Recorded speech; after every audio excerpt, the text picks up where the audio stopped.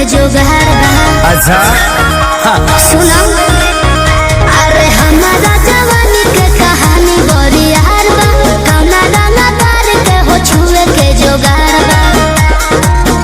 जो मन चाहो तारे सुन लेते कोई बहना कोई बहना। एहे बबुआ के खुश करके जाई बहना दया में दोबारा फिर वही बहना। अच्छा दया में दोबारा फिर वही बहना। एहे बबुआ के खुश करके जाई बहना दया में दोबारा फिर वही बहना।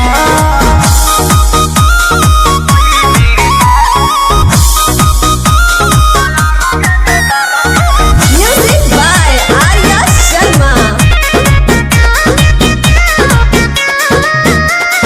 चढ़ो तारे कहे स्टेजवा पे फान के। आधा जो हिरान के है आधा बबुआन के।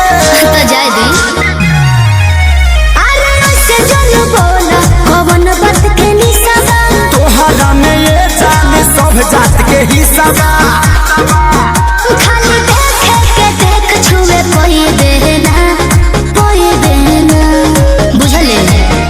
एहे बबुआ के खुश करके जाई बहना दया में दोबारा फिर वही बहना। अच्छा हो दया में दोबारा फिर वही बहना। एहे बबुआ के खुश करके जाई बहना दया में दोबारा फिर वही बहना। अरे टेंशन मत ले।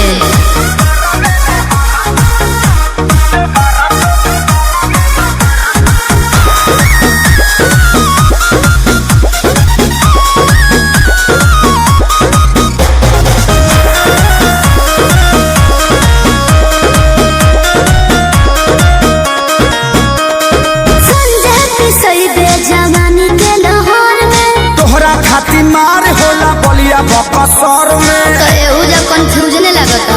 अच्छा अरे खुद के सुनो स्टेज देला फोड़े। छापरा के छौड़ा नहीं तोहरा के छोड़ी हो। ई जवानी तो खेसारी लूट कोई बहना